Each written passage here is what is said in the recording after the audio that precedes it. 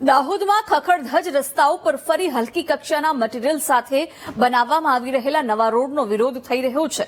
દાહોદના ગોવિંદનગર વિસ્તારના રહીશો અને કોંગ્રેસે નવા બની રહેલા રોડનો વિરોધ કર્યો। ગોવિંદનગર વિસ્તારના રહીશોનો આરોપ છે કે ધારાધોરણ વિના રોડ બની રહ્યા છે। રોડ બનાવવા માટે કોઈપણ માપદંડોનું પાલન કર્યા વિના રોડ બનાવવામાં આવી રહ્યા છે, જે ફરી થોડાક મહિનાઓમાં ઉખડી જાય તેવી સ્થિતિમાં છે।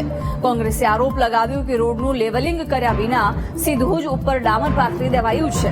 હવે સ્થિતિ એવી બની છે કે લોકોના ઘર કરતા રોડ ઊંચો થઈ જતા વરસાદી પાણી લોકોના ઘરોમાં ભરાવાનો ભય પેદા થયો છે।